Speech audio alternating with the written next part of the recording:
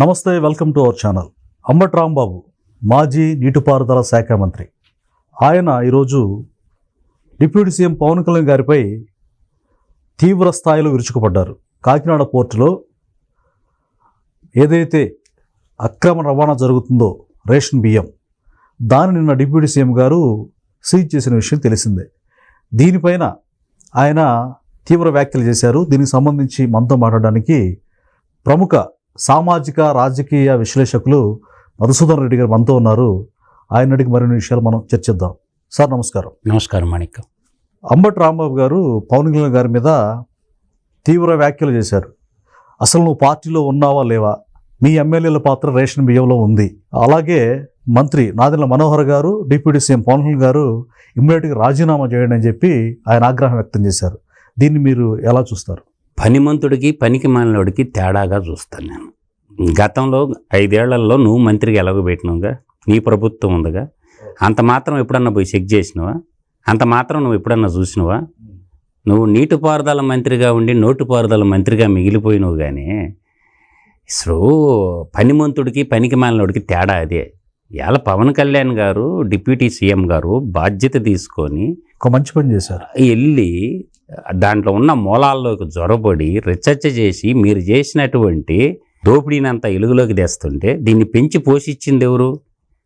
మీ నాయకుడే కదా. గతంలో మీ ఎమ్మెల్యేగా పనిచేసి వాళ్ళ ఇంట్లోనే 3 పదవులు ఇచ్చి, ఒకరేమో ఎమ్మెల్యేగా, ఇంకొకరేమో రైస్ మిల్ అసోసియేషన్ అధ్యక్షుడిగా, మొత్తం వ్యాపారం అంతా మీ కన్సర్న్లో జరుగుతుంటే ఆ పోర్టు ఎవరిది? మీ ఓడిదే కదా. అరబిందో డైరెక్టర్ ఎవరు? అరబిందో వాళ్ళకి ఎట్టబోయింది ఆ పోర్టు? అరబిందో వాళ్ళది ఎవరిది? వాడిని చివరికి లిక్కర్ వ్యాపారం ఢిల్లీలో దింపి ఆడికి పోయి అప్రూవర్గా మారొచ్చాడు కదా.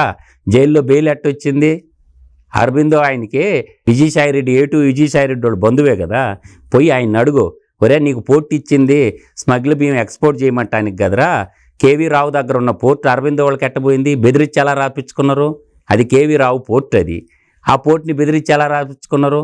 అంటే మీ ఇష్టం వచ్చినట్టు చేయాల్సిన పనులను చేసి నంగనాచి కబుర్లు రాజీనామా చేయాలా?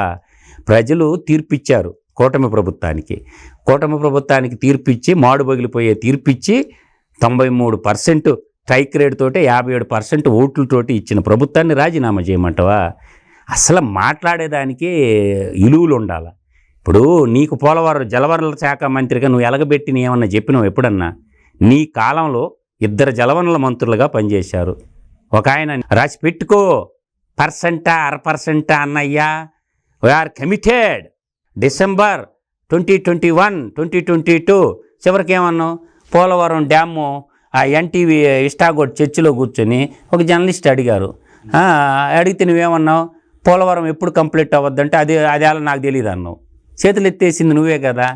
అంటే మనం సంక్రాంతి సంబరాలు రాంబాబుగా మిగిలిపోయింది ఎవరు? సంక్రాంతిలో డ్యాన్సులు వేసుకోవడానికి ఉపయోగపడతాడు. అందువల్ల ఏంటంటే రాంబాబు మాట్లాడేటటువంటి మాట్లాడికి వాడిని రాంబాబు, కాంబాబు, శ్యాంబాబు అని అంటారు చూసావా. సంక్రాంతి సంబరాల్లో డ్యాన్స్ చేసుకునేవాడు వచ్చి పబ్లిక్లో మాట్లాడుతుంటే ఇప్పుడు పెదాల నోరు ఉంది కదా అని చెప్పి అట్టంటే అట్ట మాట్లాడకూడదు. నీ దాకా వస్తుంది. ఎందుకంటే ఆ సంజనా సుకన్య కేసు కూడా తీస్తారు బయటికి. అది వచ్చింది అనుకో, పోస్కో చట్టం కింద ఒక ఆయన పోయిండు. ఇట్నే మాట్లాడి ఖచ్చితంగా ఇతను తిరగదోడే అవకాశం ఉందంటారు. ఖచ్చితంగా. ఇప్పుడు ఆ కేసు ఆడపిల్లల కేసు కదా. ఇప్పుడు నార్కోటిక్ డిపార్ట్మెంట్ ఏర్పడింది కదా. కాబట్టి తొందరపడబోక రాంబాబు, నీ దాకా కూడా వస్తుంది. ఎగిసి పడుతుండవు. నాకు అర్థం కాని అంశం ఏంటంటే, ఇదే రాంబాబు ఏమంటాడంటే, మీరు రేషన్ బియ్యాన్ని అక్రమంగా తరలిపోవడాన్ని అరికట్టలేకపోయారు అంటే, అక్రమంగా తరలిస్తుంటే కదా అడ్డుకొని సీజ్ చేసింది, మీరు అడ్డుకోలేకపోయారు, మీ ఇద్దరు రాజీనామా చేయండి అంటాడు. వ్యవస్థలు చేసి అన్ని వ్యవస్థలను వాడుకున్నది మీరు కదా.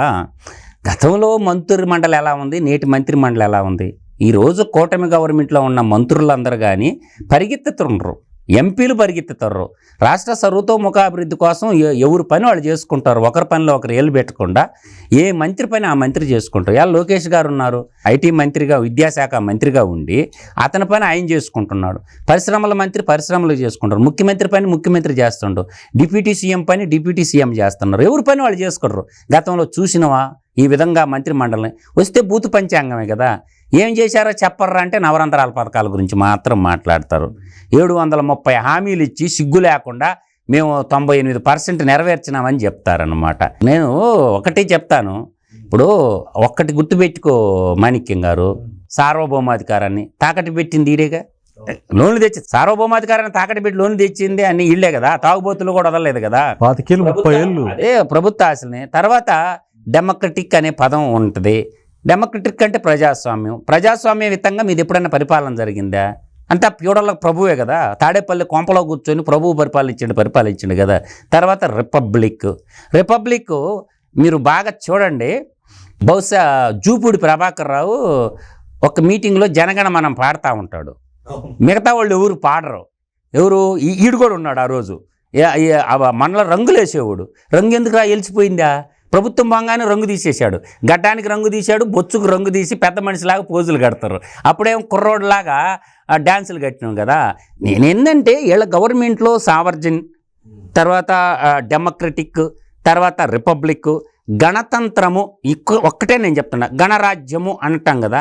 గణరాజ్యం అన్నప్పుడు గణరాజ్యం రోజు ఏం చేయాలంటే మనకి ఆగస్టు 15కి స్వతంత్ర దినోత్సవం కింద, తర్వాత గణరాజ్యం కింద జనవరి 26 జెండా ఎగరేస్తారు. వీళ్ళ బతుకు ఎప్పుడన్నా జాతీయ గీతం పాడిండి, నేషనల్ యాంతం పాడా, ఇంకోటి చెప్తున్నాను, తర్వాత వందే మాత్రం పాడా, వీడి బతుకు ఎప్పుడన్నా రాష్ట్ర గీతం పాడిండా?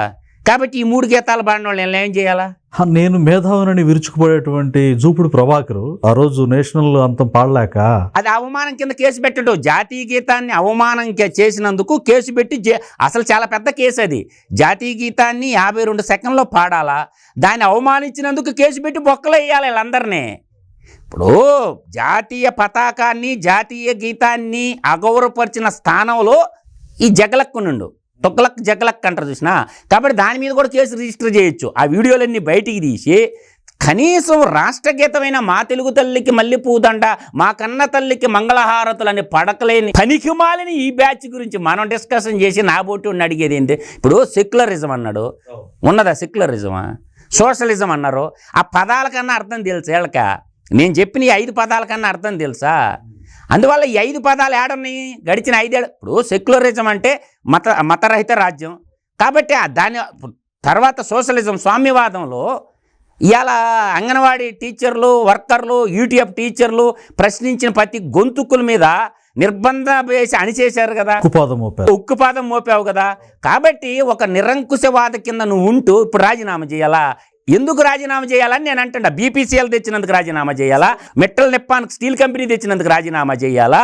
ఇవాళ మనకి విశాఖ రైల్వే జోను శంకుస్థాపన దశకు తెచ్చినందుకు రాజీనామా, మీరు భూమే ఇవ్వాలా, రాజీనామా చేయాలా? దేనికి 4000 పింఛన్ ఇస్తున్నందుకు రాజీనామా చేయాలా? ఉచిత గ్యాస్ పథకం ఇంప్లిమెంటేషన్ చేసినందుకు రాజీనామా చేయాలా? రేపో మాపో ఉచిత మహిళా బస్సులకు ప్రయాణం రేపు సంక్రాంతికి లాంచ్ చేయాలని చూస్తుంది ప్రభుత్వం. దేనికి రాజీనామా చేయాలా? పెట్టిపోయిన బకాయిలు ఇచ్చినందుకు రాజీనామా చేయాలా? పక్క సీఎం గారు, డిప్యూటీ సీఎం గారు చేసినటువంటి పనితీరుని ఆయన అప్రిషియేట్ చేస్తుంటే, ఇక్కడ రాంబాబు మాత్రం నువ్వు అసమర్థుడివి, అసలు నువ్వు పార్టీలో ఉన్నవా లేవా, నువ్వు ఇమ్మీడియట్గా రాజీనామా చేయని ఓటింగ్ పెడదామా, పోలు పెడదాం. సమర్థుడు ఎవడో, అసమర్థుడు ఎవడో, కాంబాబు ఎవడో, శాంబాబు ఎవడో, సంక్రాంతి సంబరాల రాంబాబు ఎవడో, ఒక ఓటింగ్ పెడదాం పవన్ కళ్యాణ్కి, రాంబాబుకి. కేవలము నేను ఒక మాట చెప్తుండా, పవన్ కళ్యాణ్ని జగన్మోహన్ రెడ్డి సామాజిక వర్గం వచ్చి ఎందుకు విమర్శించడంలో నువ్వు ఎందుకు వస్తున్నావు ప్రతిదానికి తగుదనమ్మా అంటూ? జగన్మోహన్ రెడ్డి ఆదేశాల మేరకే కాదు. వీళ్ళు ఇంకా ఆ సైకో సైతాన్ సైన్యం, ఆ సైకోయిజం నుంచి బయటికి రాలా. ఎందుకు రాలేదంటే నేను పాయింట్ ఆఫ్ ఆర్డర్ చెప్తానేనండి. నువ్వెందుకు మాట్లాడుతుండవు? పవన్ కళ్యాణ్ కాపు కాబట్టి, ఈడు కాపు కాబట్టి మాట్లాడిస్తుండు. కాపు గాయాల్సినోడు మాట్లాడుతున్నాడు. మిగతా వాళ్ళు ఎందుకు మాట్లాడటం? నోళ్ళు కట్టేసుకొని పోయినాయా? అంటే జగన్మోహన్ రెడ్డి సంతృప్తి పరచడానికి అంటారా? అంతే. భవిష్యత్తులో మనకేదన్నా పదవి ఇస్తుంది, ఒరే అయ్యా నీ పార్టీ ఇంక ఉండేది లేదు, పోయేది లేదు, నీ ఓడికి ఇంక మిగిలింది బెయిల్ యాత్ర, జైలు యాత్ర, ఈ 2 మిగిలింది. పొప్పులో పుట్టే మబ్బులో కలిసిపోయింది, అయిపోయింది. ఒకసారి చూశారు. ఇప్పుడు ఓదార్పు యాత్రతో మొదలుపెట్టారు, పాదయాత్ర అన్నారు, అన్న వదిలిన బాణం అన్నారు, అన్నం వదిలేసిన బాణం ఎదురు తిరుక్కొని ఉంది. కాబట్టి కాలగర్భంలో కలిసిపోద్ది ఏదో ఒక రోజు. ఆల్రెడీ బంగాళాఖాతంలో కలిపేశారు వాళ్ళ పార్టీని ప్రజలు. వద్దు చీ పోరా, మీరు వద్దు అన్నారు. మీరు మాకు జగన్మోహన్ రెడ్డే ముద్దని వాళ్ళు అంటారు. ప్రజలు మీరు వద్దురా నాయన, మీ పేడ వదిలిచ్చేసుకున్నాం, మీకు ఒక నమస్కారం, మీ పార్టీకి ఒక నమస్కారం, మీ నాయకుడికి ఒక నమస్కారం అన్నారు. కాబట్టి వెయిట్ అండ్ సీ. ఇంకా 4.5 సంవత్సరాలు ఉంది, అప్పుడే ఎందుకు తొందర? ఇప్పుడు 6 నెలలకే ఆగమాగం అయిపోతే ఇంకా 4 సంవత్సరాలు 6 నెలలు ఉంది. అందువల్ల ఆగమైపోబాకు రాంబాబు, నిజాలు మాట్లాడు నిర్భయంగా. రాంబాబు గారు తన ఇరిగేషన్ మంత్రిత్వ శాఖలో చేసిన ఘనకార్యాలు చెప్పి మాట్లాడాలా, అవి ఎప్పుడు చెప్పడు. ఎప్పుడన్నా రాంబాబు గారు చెప్పాల్సింది ఏంటంటే తన చేసిన ఘనకార్యాల గురించి చెప్పి, ఇరిగేషన్లో అన్నమయ్య డ్యాము దాని గురించి చెప్పుంటే, పోలవరం డ్యాము గురించి నేను ఇది చేశాను, పోలవరం గురించి, ఆ ఒరికిపూడి గురించి నేను ఇది చేశాను, తర్వాత పులిచింతల డ్యాము గురించి నేను ఇది చేశాను, తర్వాత నేను గొళ్ళకమ్మ రిజర్వాయర్ గురించి ఇది చేశాను, తర్వాత నల్లమల్ల సాగర్ అంటే తెలియదు వాడికి, మళ్ళీ పోలసుబ్బయ్య ఎలుగొండ ప్రాజెక్ట్ని అసలు పేరు నల్లమల్ల సాగర్, దానికి ఇది చేశాను, సోమశిల ప్రాజెక్టుకి నేను ఇది చేశాను, సోమశిల ఉత్తర కాలువకి నేను ఇది చేశాను, సోమశిల హై లెవెల్ కెనాల్కి ఇది చేశాను, అంద్రీనీవా ప్రాజెక్టులో నేను ఇది చేశాను. ఏమన్నా పేర్లన్నా తెలుసా? వంశధార ప్రాజెక్టుకి నేను ఇది చేశాను. చెప్పుకోలేడు. ఎందుకో మనం సంజనా సుకన్య ఉన్న సరిపోయా, జలవరణలు ఎప్పుడు చేసినాం. కాబట్టి ఈ కాకల్ బుల్ స్టోరీలో కాకమ్మ కథలొద్దు. మీ సినిమా అయిపోయిందిరా బాబు. పవన్ కళ్యాణ్ డైనమిక్ డేరింగ్ అనే యాక్షన్ తీసుకుంటాడు. ఆయన ఉప ముఖ్యమంత్రి, గతంలో 5 మంది ఉప ముఖ్యమంత్రులు ఉన్నారు. ఈ విధంగా పనిచేశారా? ముఖ్యమంత్రికి ఎంత పవర్ ఉంటుందో ఉప ముఖ్యమంత్రికి కూడా అంతే పవర్ ఉంటుంది. అందరూ ఏమనుకున్నారంటే మిగతా శాఖల్లో పవన్ కళ్యాణ్ ఏలు పెట్టలే, ఆయనది అటవీ పర్యావరణ పంచాయతీరాజ్ వరకే చూసుకుంటారులే అని భ్రమల్లో ఉన్నారు.